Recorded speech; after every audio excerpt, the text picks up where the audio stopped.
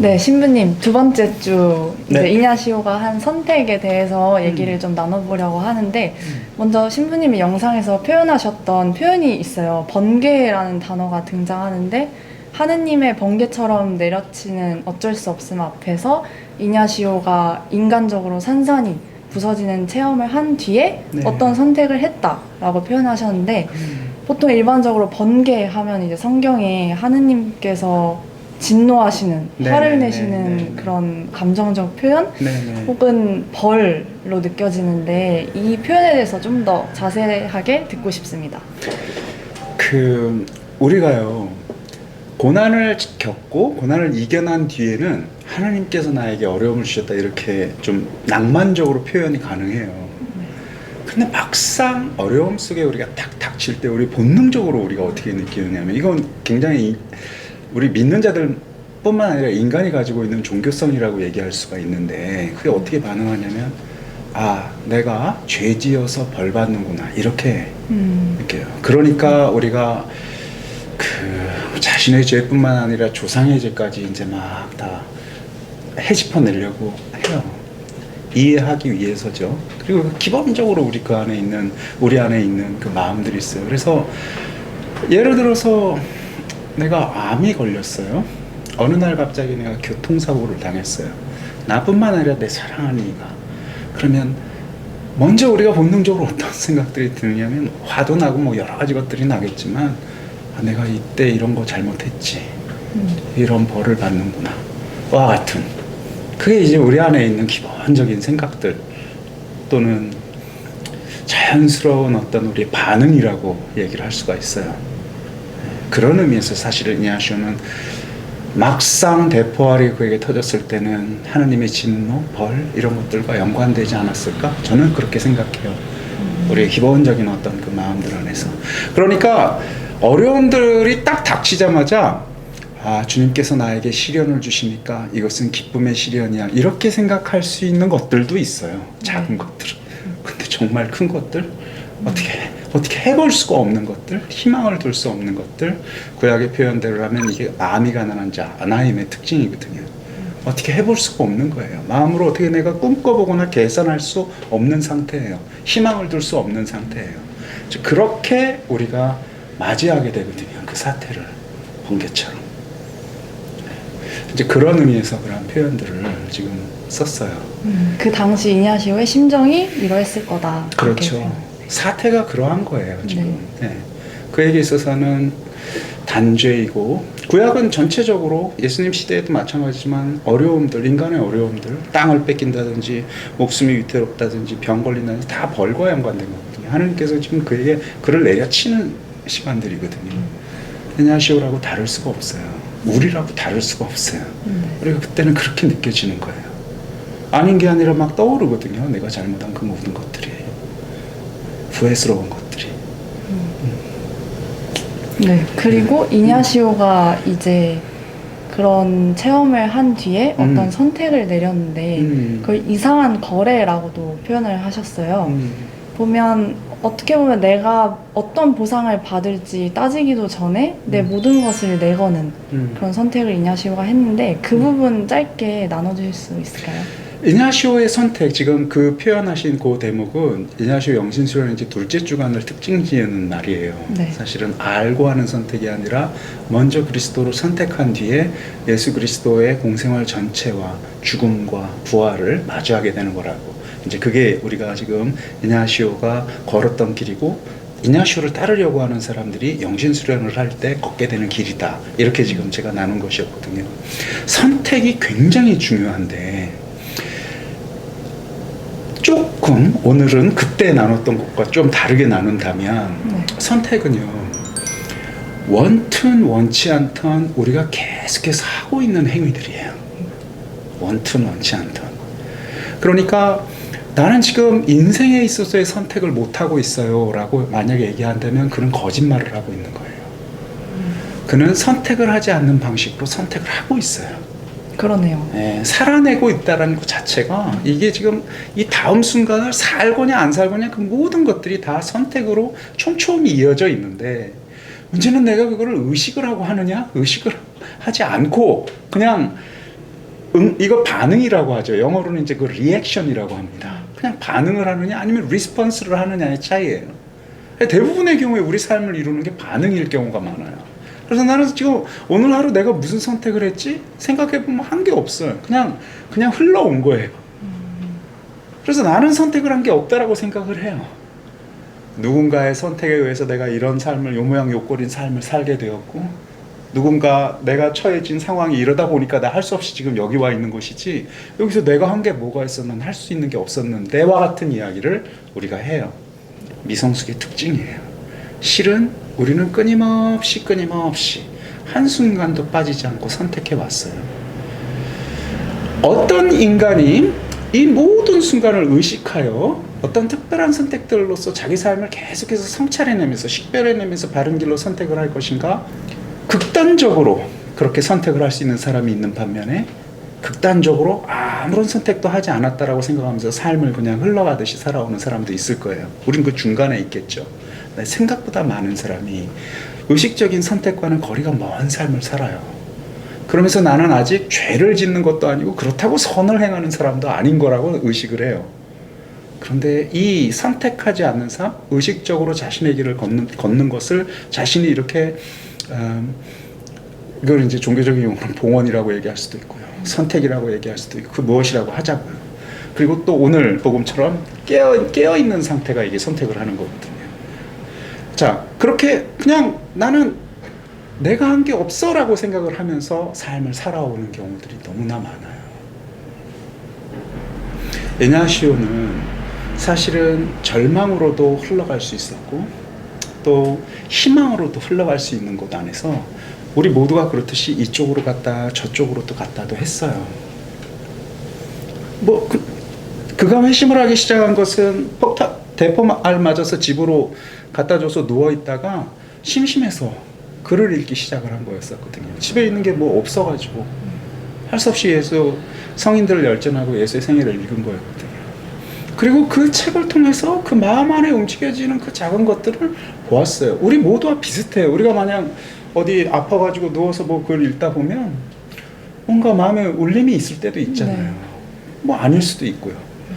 특히 이제 할 게 아무것도 없는 상태에서는 그거라도 이제 읽었을 때는, 그러니까 오늘날처럼 무슨 뭐 다른 모든 TV라든지 뭐 SNS도 없고 아무것도 없이 그것만 달랑 있다면 아마 우리 더 깊게 그거에 영향을 좀 받겠죠. 그렇게 그가 마음이 움직여졌는데 참 1mm의 이제 차이가 시작이 된 거였어요.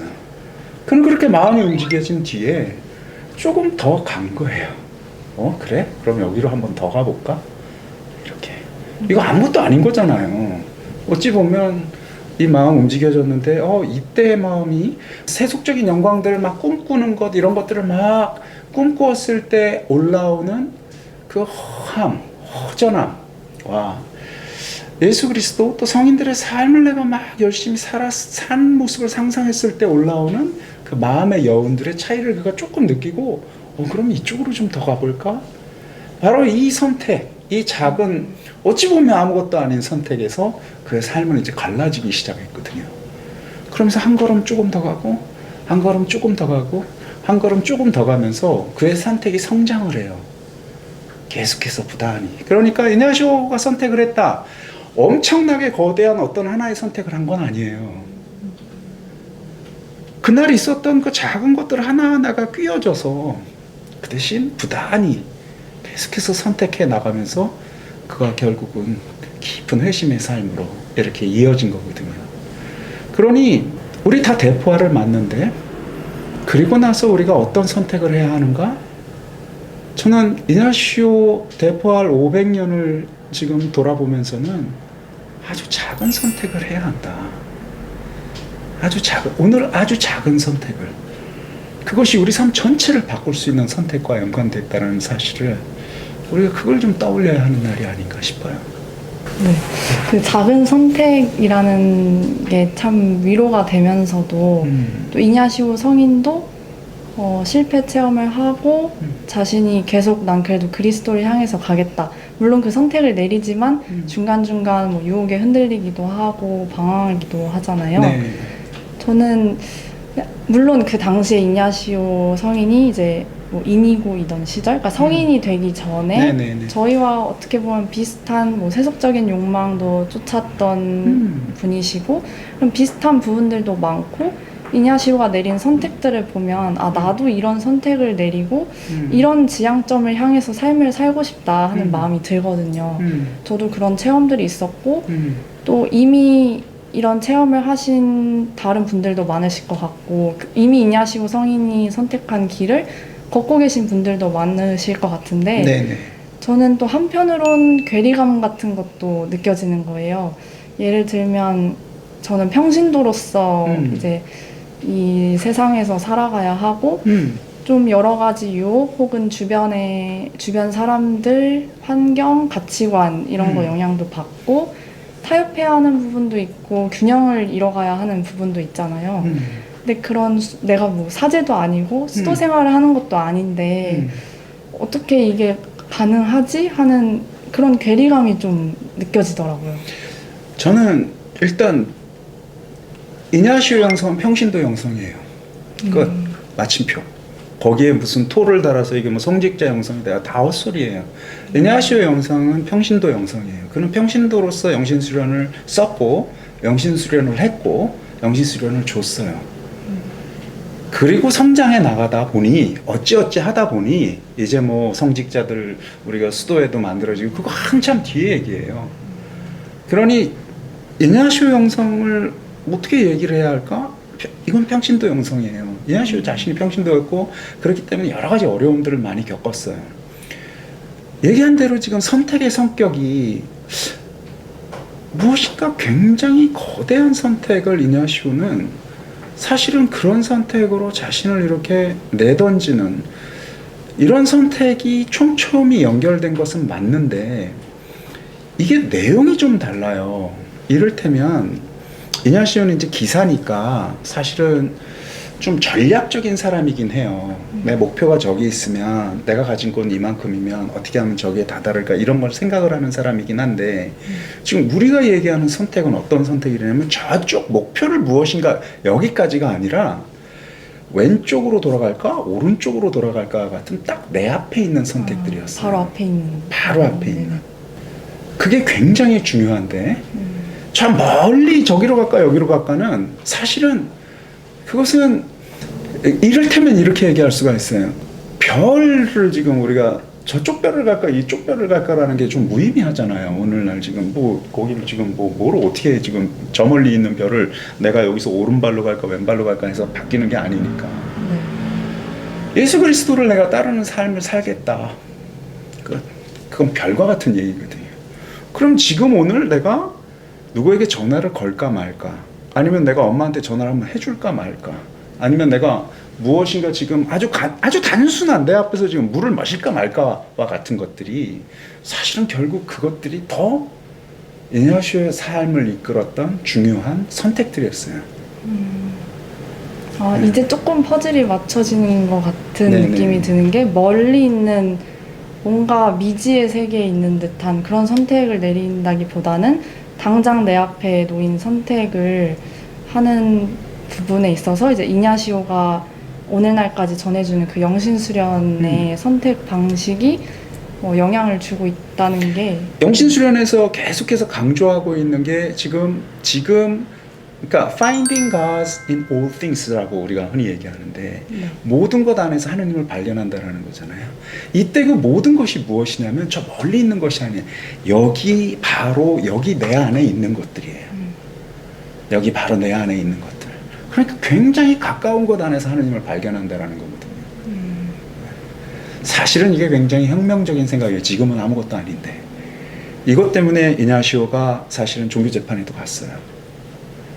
아니 모든 것 안에서 하나님을 발견하다니 말도 안 돼. 성사 안에서 성직자가 나누는 그 성사 안에서만 하나님이 있는 것이지 감히 네가 눈을 감고 또는 그 지저분하기 이를 데 없는 세속적이 이를 데 없는 너의 삶 안에서 감히 하나님을 발견한다고 이거 빅 퀘스천 마크였었거든요. 500년 전의 얘기예요.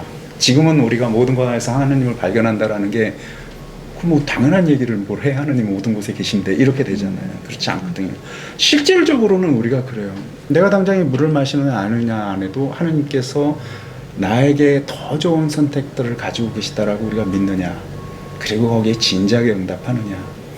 이렇다라고 해서 큰 고민들은 다 집어치우고 그냥 작은 것들만 계속 한다라는 그런 도피를 얘기를 하는 건 아니에요.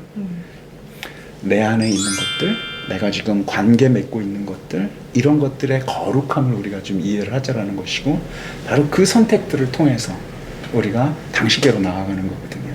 그게 식별이고요. 예. 그래서 이냐시오가 얘기하는 선택은 할 수 있는 선택을 의미해요. 이냐시오 선택의 적은 선택하지 않는 것이에요. 지금 내 안에서 할 수 있는 선택을 내가 선택해내야 돼요. 근데 우리가 거기에서 너무 멀거든요. 익숙하지가 않은 거예요. 아무것도 선택해 버릇하지 않은 자가 작은 것조차도 선택하고 싶지 않아요. 그냥 그건 주어진 대로 가고 싶거든요. 물결 따라서, 마음 올라오는 데에 따라서 즐겁고 행복하게. 그렇지 않거든요, 이게.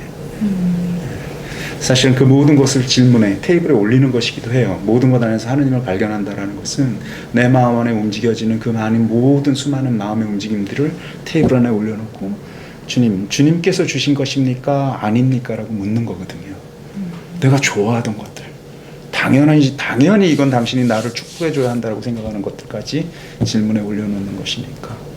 네. 오늘날 청년들이 많은 또 고민도 안고 살아가고 있고, 신앙 안에서 부딪히는 자기의 그런 생각, 또 그리스도를 따라가고자 하는 마음 사이에서 부딪히는 부분도 많을 것 같은데, 이냐시오 성인이 뭔가 멀리 있는 그런 큰 선택보다는 앞에 있는 것들을 차근차근 선택을 해나갔다라는 얘기를 들으면서 조금 용기도 얻고 희망적인 얘기를 들은 것 같습니다. 맞아요. 할 수 있다라는 의미에서는 희망이고요. 굉장히 익숙하지 않아서 도전이 된다라는 의미에서는 우리의 용기를 또 필요로 하는 일입니다. 네, 감사합니다. 그럼 다음 주에는 이냐시오 성인이 선택을 내리고 나서 겪은 그 식별의 문제에 대해서 좀 더 나눠보도록 하겠습니다. 감사합니다. 감사합니다.